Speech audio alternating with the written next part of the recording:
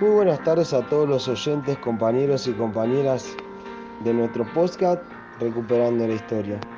Mi nombre es Centurión Andrés y junto a mi compañero Agustín vamos a charlar un poco sobre la dictadura de los años 70, en el Cono Sur principalmente.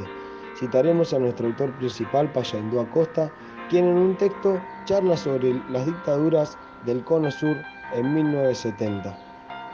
Empezaremos planteando la pregunta ¿por qué? ¿Por qué se dio esta dictadura? Para poder responder a esta pregunta hace falta poner un poco de contexto. ¿Qué es el Cono Sur? El Cono Sur es el área que se encuentra más al hemisferio sur del continente americano y en su concepto más acotado se encuentra conformado por Argentina, Chile y Uruguay. ¿Qué ocurría previo a los años 70? Luego de la culminación de la Segunda Guerra Mundial en 1945, el mundo quedó dividido bipolarmente en dos tipos de corrientes ideológicas, políticas y económicas diferentes.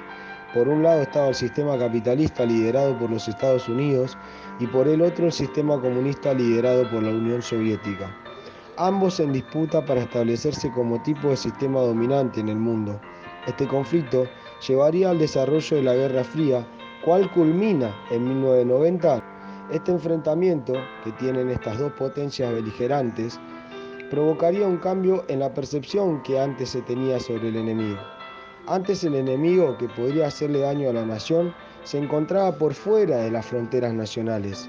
Sin embargo, ahora ese enemigo podría encontrarse dentro de la sociedad civil.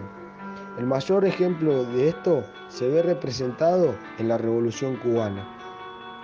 Una revolución llevada a cabo por una pequeña fuerza guerrillera en 1959 que gracias al apoyo de la sociedad civil lograría derrocar al por entonces presidente y dictador de Cuba, Fulgencio Batista, e instaurarían un gobierno comunista en la isla.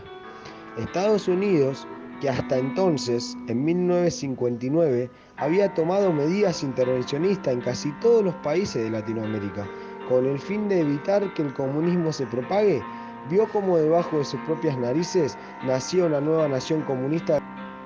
El caso cubano puso a la vista de todos que se podía llevar a cabo un cambio de paradigma de la mano de la izquierda, que poco a poco comenzó a ganar más influencia en el resto de Latinoamérica, llegando a conformarse grupos guerrilleros en diferentes países como los Tupamaros en Uruguay, por ejemplo, o Montoneros en Argentina, que tenían por objetivo la transformación hacia el socialismo y creían que debía ser llevada a cabo por una revolución armada.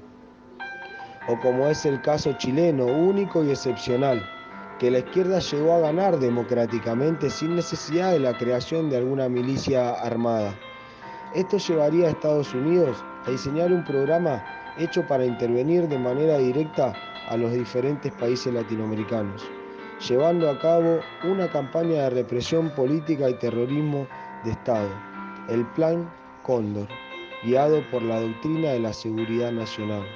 Este tenía como objetivo reprimir a los sectores populares o de izquierda que podían ser considerados subversivos y que tuviesen injerencia política, por ejemplo, militantes u organizaciones de la clase obrera. El plan fue diseñado exclusivamente en Washington por los Estados Unidos. Las dictaduras de los años 70 se caracterizaron por ser, a diferencia de las dictaduras previas de tipo revolucionario, no restauradoras. Buscaban convertir a estas sociedades a la ideología neoliberal.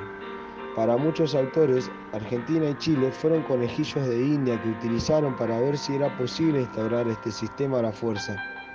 ¿Qué argumentos, diría el autor, se basaron estas dictaduras para ser llevada a cabo?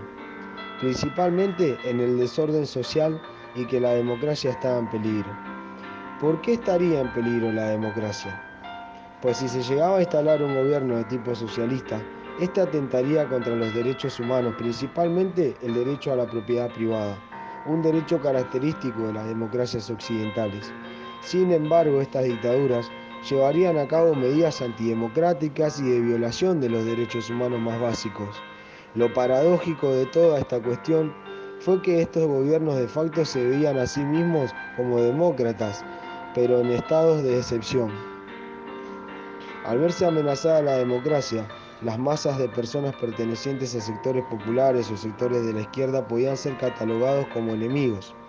eran los subversivos que llevaban al descontrol social, y al ser catalogado de esta manera, cualquier cosa para hacerle frente podía ser válida, así como el secuestro y tortura de las personas y más tarde desaparición de las mismas. Las fuerzas militares dejaron de limitarse e impidieron la continuación de regímenes políticos los que se oponían para pasar a instaurar un gobierno de las Fuerzas Armadas y no uno meramente apoyado por ellos. Principales objetivos de estas dictaduras fueron la vuelta de los orígenes del capitalismo antiintervencionista, la destrucción de movimientos populares y erradicación de cualquier proyecto alternativo al sistema capitalista, que el golpe militar de Uruguay se dio el 27 de junio de 1973, el de Chile el 11 de septiembre del mismo año y el de Argentina el 24 de marzo de 1976. Fueron actos guiados y también planeados por el Estado de los Estados Unidos y la CIA. Muy buenas tardes y muchísimas gracias por haber escuchado nuestros podcasts. Los esperamos para el próximo capítulo.